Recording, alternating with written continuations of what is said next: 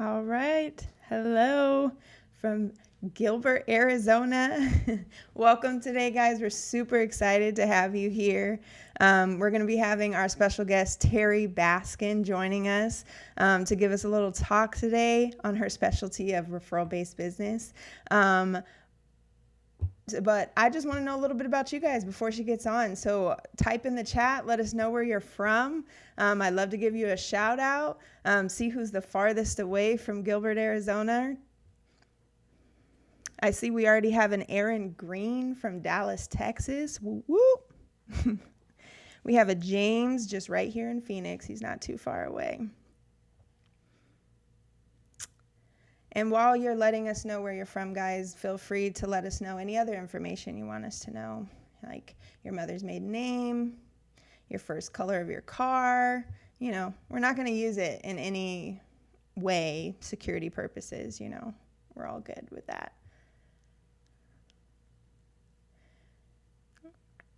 And guys, while we're doing this, make sure you get those fingers ready for your virtual applause when we bring Terry in. Oh, here we got some more people. We got Rockland County, New York. Charlotte. Charlotte's in the house. We got Tampa, Sacramento. Houston, Texas, H-Town. All right. California, of course, we got to have people from California. Paris, I believe they won. Seems like Texas is representing in the house today. Atlanta. Got a couple North Carolinas in there. Guys, thanks for joining us today. This is always so great to see everybody in the chat. But I'm going to start getting started. Keep letting us know where you're from, guys. We love to see where everyone's from. But I'm just going to lay out the groundwork today for how the webinar is going to work. And everybody's experience with the webinar is a little different, and that's okay. But just know we are hosting our webinar through YouTube. And so that's the best way for it to work for us for right now. But business. And so as we're going through this, if you guys have any questions or anything, feel free to type them in the chat. We have a team in the chat. I'll be in the chat so that we can answer questions, and we'll have a little Q&A at the end with our host or with Terry. And then if we don't get to your question, you guys always feel free to reach out to her via Instagram. But I think that covers a lot of it. I'm going to do a quick introduction, and then we're going to bring Terry on because I'm sure you want to hear from her and not necessarily from me. So today we have Terry Baskin coming in. She has been a photographer since 2012. She's been one of the top wedding photographers, in my opinion, since 2012. And she is the best at providing a great photography experience, but also leaving her brides and grooms with a lifetime of memories.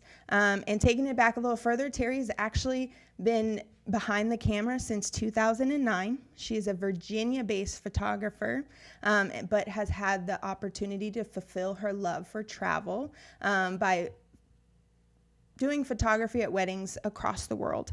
And Terry is, if she's not creating a love story from behind the camera, you can find her listening to audiobooks, with a candle burning right there on the left-hand side with her favorite dessert. If you don't know Terry, she loves Oreos. And everyone loves a good glass of milk and cookies, maybe, once a week, every night.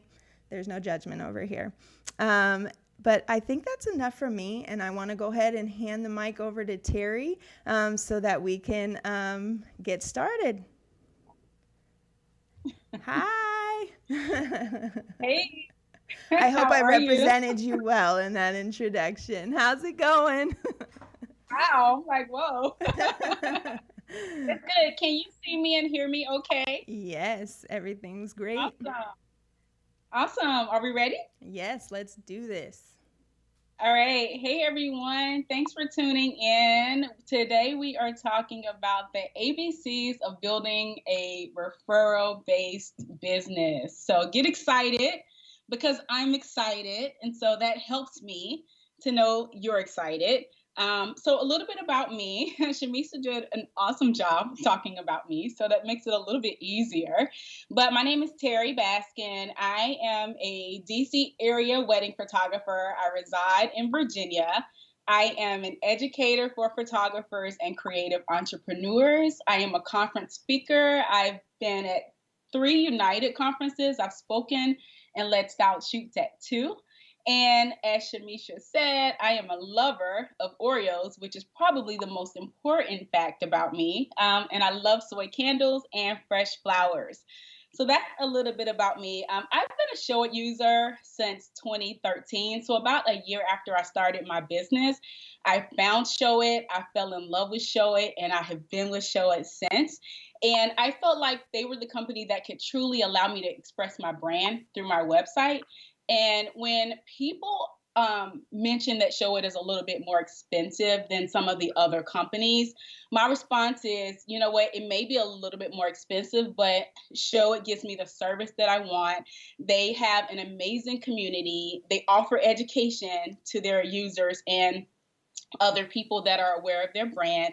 And then I know that if I ever have an issue with my website, there is a real person that I can hop on the chat with or on the phone with that will answer my needs and get my website running, which I have very little downtime as it is, but I know that there's somebody that can help me fix any needs that I have. So I've been brand loyal since 2013, and I think that leads me into our conversation today and our talk today about creating referral based business, so that clients can become brand loyal with you. All right, so let's go ahead and get started. So starting with why, I tend to start most of my presentations with making sure whoever I'm talking to understands the why of my business. So as a business owner, a creative entrepreneur, I don't know if we have just all photographers here, but if we have other entrepreneurs here, understand understand the why in your business. Knowing the reason why helps shape how we respond to it. So I know that people may be tired of hearing that. Like everybody says, I need to know my why. And you do. It's simply put, knowing why you're in business directs the things that you do in your business. So if you're unsure of how to answer that question when someone asks you like your why in business, simply put, how you want potential clients to find you. So if you're asleep at night and you get an inquiry, like, or a Showit robot, if you're a Showit user, how does that client or potential client find you? How do they find you? What the work you've put in ahead of time is what allows people to find you. So know why and how people are finding you, simply put. All right. So continuing with knowing your why. Knowing your why can do 4 things for your business. It creates word of mouth referrals. It can build brand loyalty. It generates more, which is important for staying in business, and it makes selling your product or service easier to a client.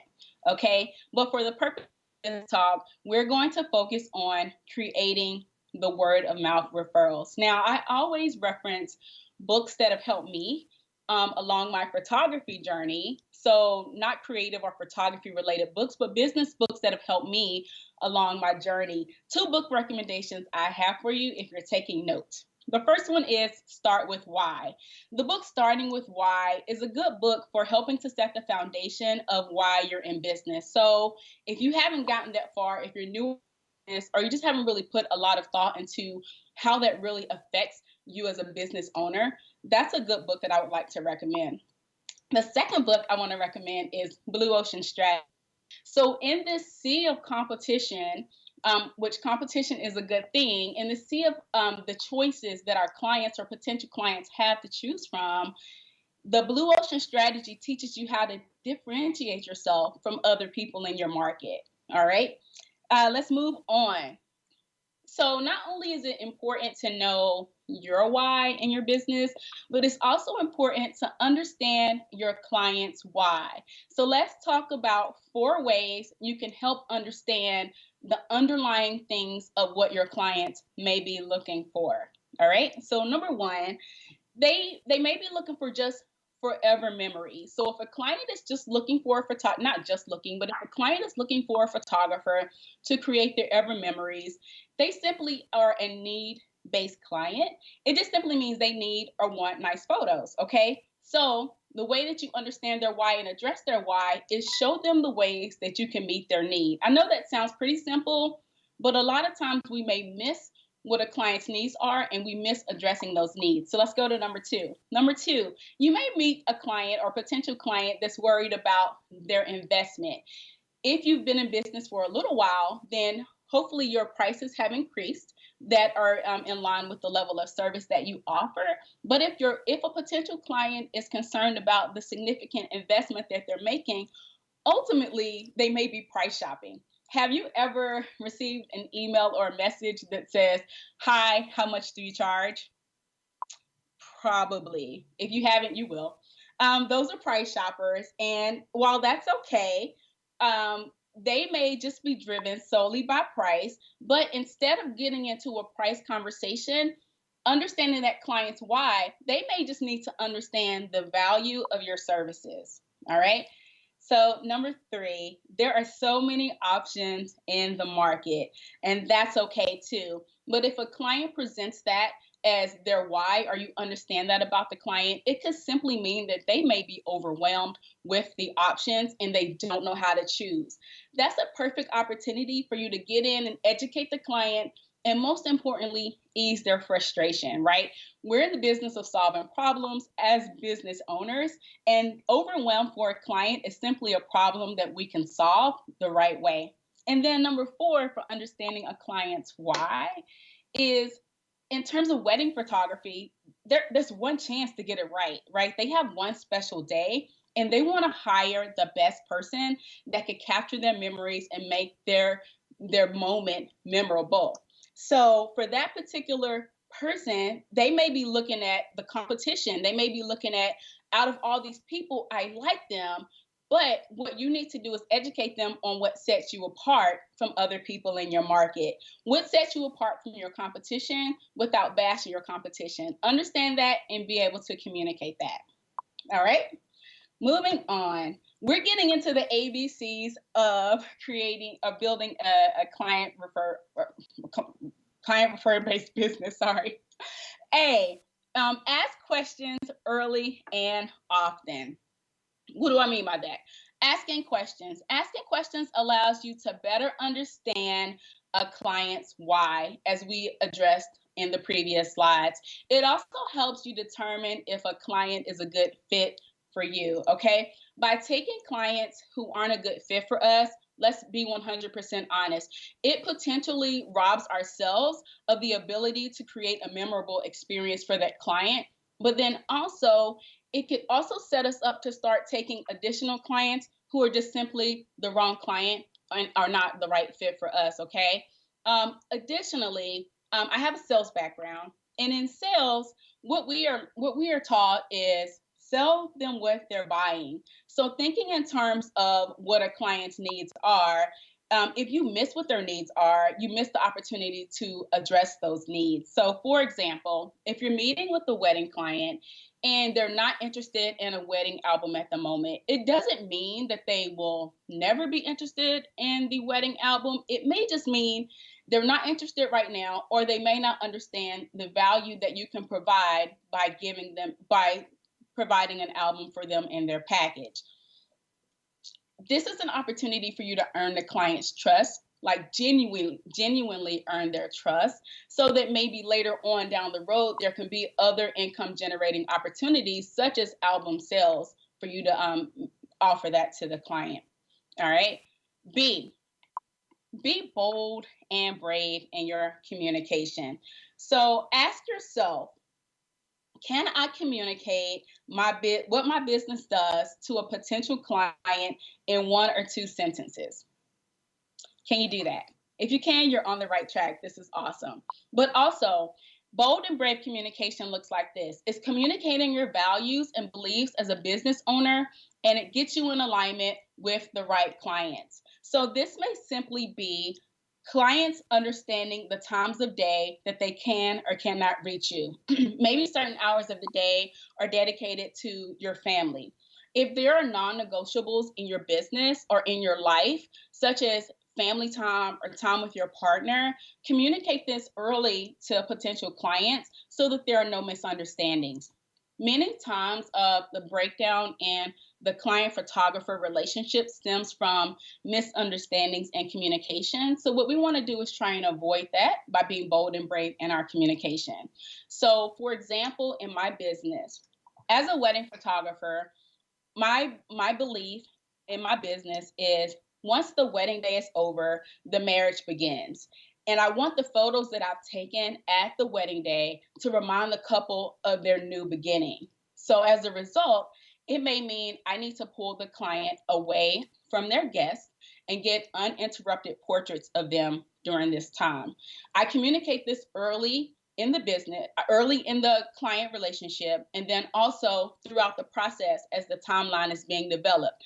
That way, on the wedding day, when I need to pull that client away from guests or need that uninterrupted time, there are no misunderstandings with the client, with the planner, and maybe even with the guests because everyone understands. And if not, the client can communicate that to the other people that are involved in their wedding day.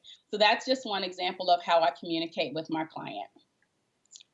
C, create consistent touch points. So being consistent requires being organized, okay?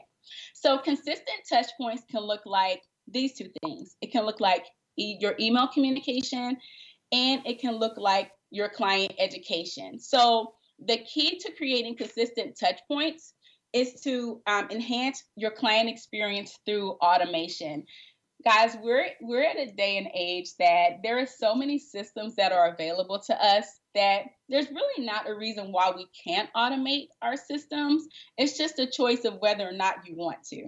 All right. So write out your workflow and make sure that your client, each and every client that you serve, receives the same love and attention, those consistent touch points. So, an example for me is I'm in the process of switching from 17 Hats to HoneyBook, and I have an amazing person that's helping me make that switch.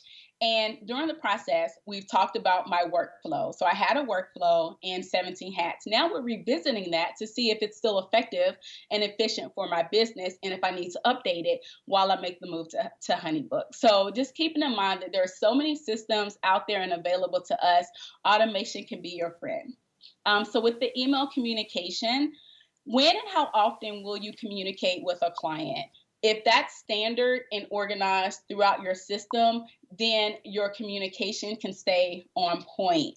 All right. So with my clients, there are consistent touch points throughout the client experience for me. I have a standard welcome, a welcome email that they'll receive. I have a pre-engagement session email that prepares them for the engagement session. I have the engagement session delivery, like the gallery email that they receive. And then I also talk to the client before the wedding with a pre-wedding consultation and post-wedding sneak peeks, and then the final gallery. So I know that every wedding client that comes through Terry Baskin Photography will at least receive those email touch points. Now, if there's a situation where there may be some unrest with the client, they may be uncertain about things, or they may need additional help from me, I am available and my clients know when they can contact me and receive a response. So again, email communication, making it consistent, making it standard for your clients, but then still allowing them to know when you're available. And then number two, your client education. You guys, if you're a wedding photographer, portrait photographer, branding photographer, you have a process that you go through for each client. However, our clients aren't going through that process as often, right? So this is the perfect opportunity to educate them. So be willing to do a little automated hand holding for clients to get them through the process and make their experience with you a success. So along with the email, what other information can you add to help them? For me, it looks like an engagement session guide before their engagement session, It looks like a wedding guide that prepares them for the wedding day, but then it also looks like a wedding day checklist that they can hand over to a maid of honor, a best man, or anyone else in their wedding party that's taking charge of their day, or the wedding planner to help them stay organized for their day. So those are just ways that I educate my clients and communicate with my clients. All right. So we talked about the ABCs of creating a referral based business, but give them more. The right investment in the right client can return rewards for your business. All right. Let's add a D and an E to this mix. Here we go. D, develop a wow factor in your business. What wow looks like to you may be different than what wow looks like to someone else. And that's okay. The easiest way to get clients talking about you to their friends and their family is to wow them. Figure out what that looks like for your business. All right, so let's talk about what wow looks like. Wow can be tangible or intangible gifting. It could be vendor or team photos. It can be venue marketing materials. So while we were talking about the clients earlier, we're now adding in vendors and venues to this mix. Anytime someone is able to share your name without you being in the room, creates more opportunity for you to gain business. Tangible and intangible gifting. Starting with intangible gifting, that may look like things such as an extra hour of coverage on a wedding day. I know some of us may be like, "Whoa, Terry, I am not staying any longer than I have to."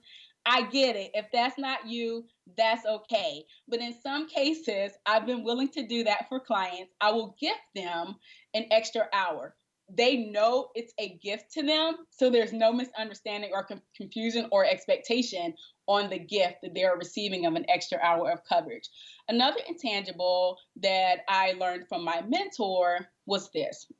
When I was in a client gallery, like their wedding gallery, there's a print shop, a print lab within the gallery where the client could order gifts. What I realized is that very few clients were often ordering prints for their homes or their offices or their virtual workspaces now. So she made the recommendation, why not offer a discount code anytime you send a gallery to the client, make it available for 1 month, and it's to encourage them to order and buy prints for their home. You guys, mind blown. Before, where I wasn't really making any print sales, turned into additional sales for my business without really having to do the extra work. It was an intangible gift to the client. They saw the benefit of getting prints at a reduced price. I saw additional income being added to my business. I love that part. I love that tip. Also, tangibles can look like whether it's a pre-wedding gift, maybe like a surprise canvas that you're sending to their house, something that's already built into your packaging that's not taking too much away from your profit, but still creating some wow factor for your client is what you can do to have them talking about you.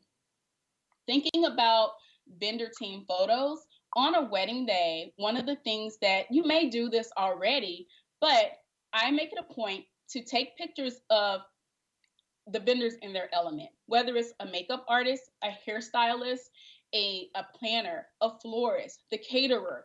You're taking pictures of them in their element. Now, you may have your thoughts on whether or not you offer those photos to them for free or whether or not you charge them for their photos.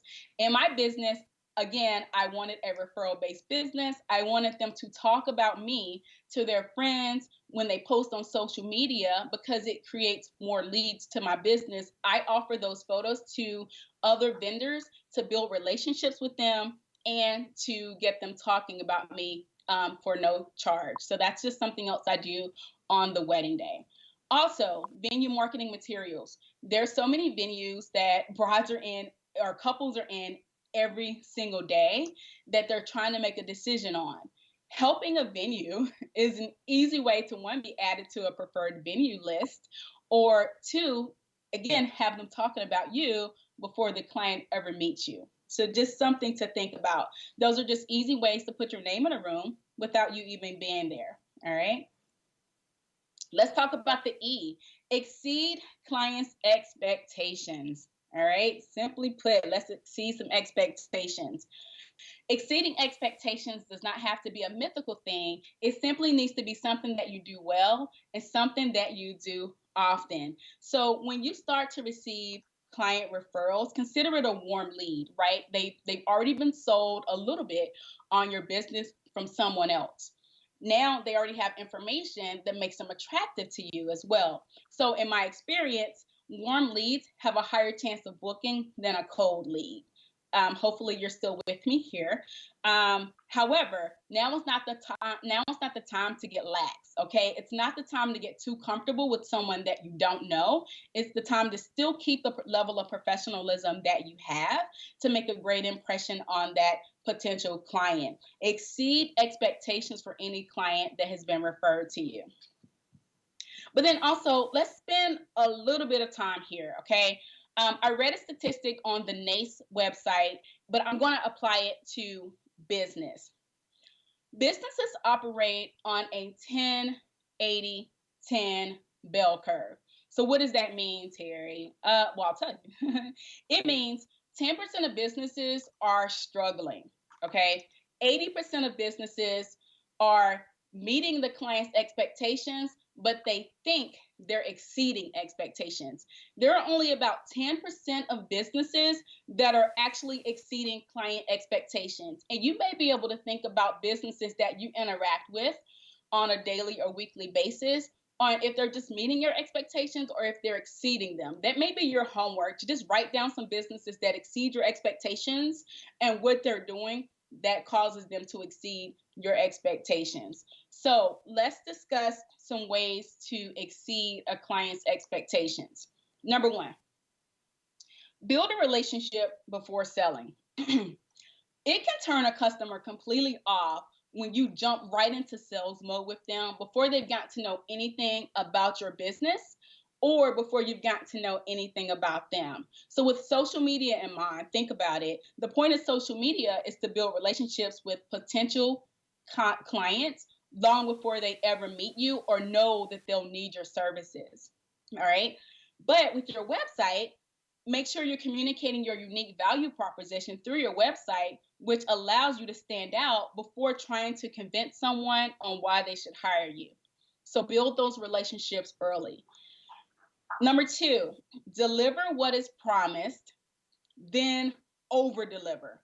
What do I mean? So for example, this is probably the easiest example I can give you, yet I still see people struggle with this.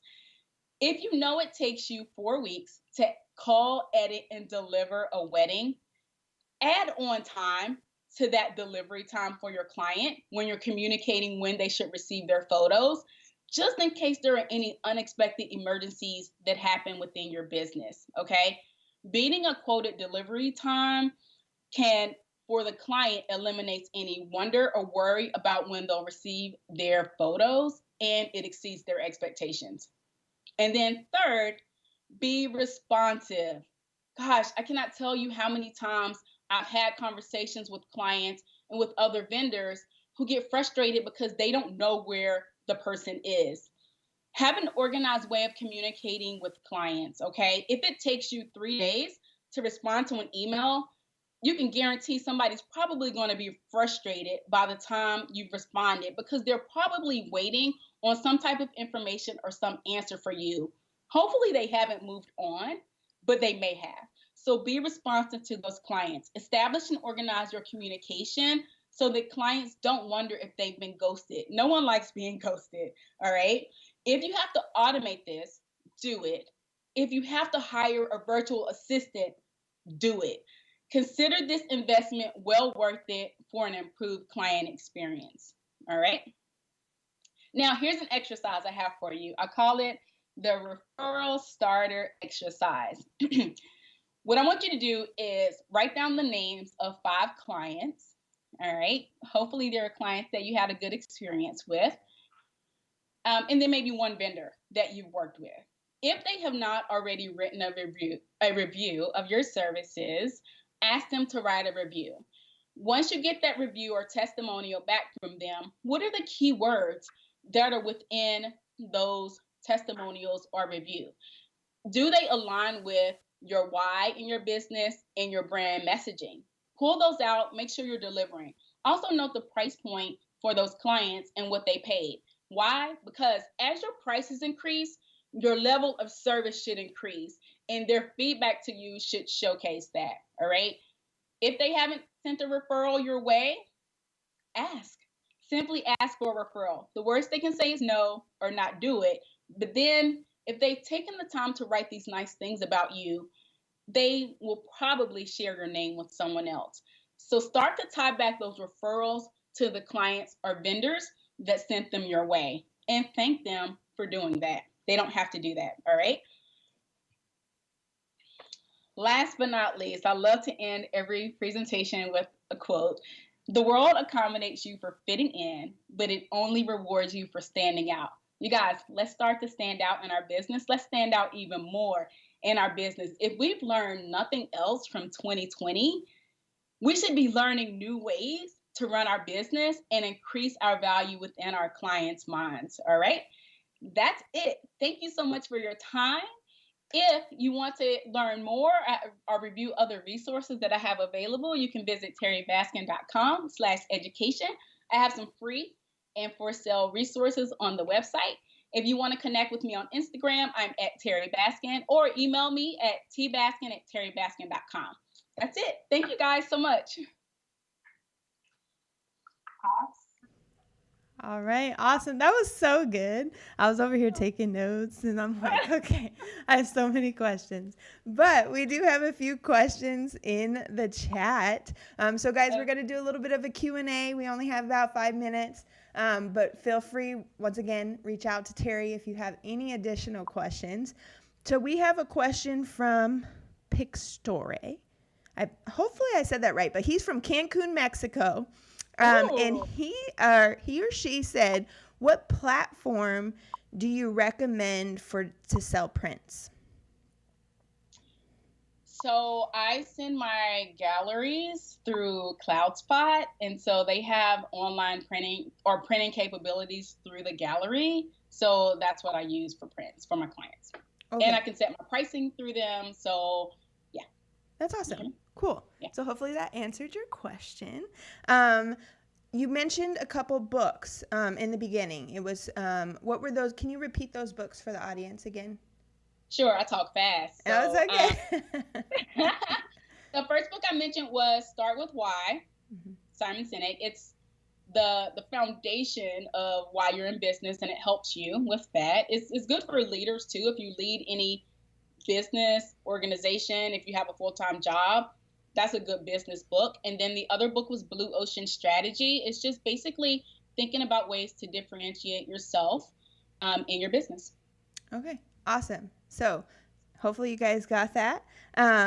Okay, we have another question from Natasha Wright. What challenges did you have when building a referral-based business, and how long did it take you to build? Oh gosh, let's see. The challenges is it takes money to make money, and so I knew that if I made money in my business, I had to invest back in my business. So I had to attract clients in the beginning for them to even allow me to make money, so that I can invest it back in my business, which allowed me to do the other things to attract future clients. And then investing in my business also meant spending money. If I was sending a venue marketing materials, that was me spending my money. So yeah, it takes money to make money, I would say. And then the other question was, when did I start to see kind of like that return on my effort? Probably my second or third year in, finally working with the right client. So working with my brand, establishing my brand, knowing who the right client was, being willing to turn away clients that were not a good fit about 2 years into business allowed me to keep building on with the right client. So yeah, so it's not an overnight process.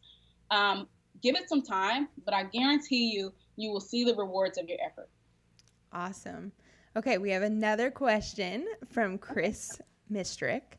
How do you recover from a bad review that wasn't necessarily your fault? Ooh. That's a good one. So I guess fortunate that I have not had that experience. But what I would say is, again, communication is key. If you get it, here's the thing. I think someone has to be really upset to take the time to write a bad review. So pick up the phone, contact that person if they're willing to talk to you to try and resolve the issue. Whatever it is, it may just simply be a misunderstanding, or there may be some type of way to salvage that relationship. Be willing to do so if the business is important to you. And obviously, if they're willing to correct the review after you've tried to resolve the issue, that's even better. Awesome. That was a really good answer. Awesome. Okay, so I have one more question for you, and this is one from me personally. When you get referrals and how do you determine, I know you have your business set up, how do you determine that they're not the right fit for you, and how do you communicate that to the client or the referral? Yeah, so the way that I determine if a client is not the right fit for me is by listening to what they want. So when I think it's important to do, I call it a consultation. You might hear people call it like a discovery call. What is important is to understand what they want. So for me, if a client or a potential client wants photos that don't look like my work, if they don't look like what I show in my portfolio or what I know I'm capable of, can I do it? Probably. But does that align with my business goals and my why? Probably not. And if it doesn't, I'm okay with saying, hey, I don't think I'm the right fit for you. Don't say you're not the right fit for me. Just say, I don't think I'm the right fit for you, but here are 2 photographers that I think are amazing and will take excellent care of you. I recently actually had that experience where a client wanted a photographer that had a film aesthetic. I don't shoot film, I shoot digital. So instead of me taking the business and the money, knowing that I may not be able to deliver an end product that looks like what they want, I referred them to a friend that has that aesthetic. Okay. Awesome. Good. So knowing your community and knowing what other photographers around you can do just helps with that. You're referring now out to other people. Awesome. Yeah. Awesome. So we had another question pop up actually from Kiana Marie. What are some ways to increase profits when you're already hitting a cap on wedding prices? So is that a cap in, I guess that's a cap in her market on wedding prices? Potentially. What are okay. Okay, so if you're already, I see I'm not there yet. So I still have growing to do. But in terms of selling products within your business, if she's a wedding photographer, that could look like the album sales. I upgrade my albums. I sell upgraded albums. The print sales in your business. So it may look like more of like a product or an add-on, an additional service. So if she's already hit a cap, one of the things that she can do is look for other ways to provide service and value to that client, other than just raising her prices, because if she's at a cap, that may not be so easy, but maybe just thinking about products or services that can enhance that client experience that a client is willing to pay for. Okay, awesome. Yes, and she did confirm that she's already charging higher prices.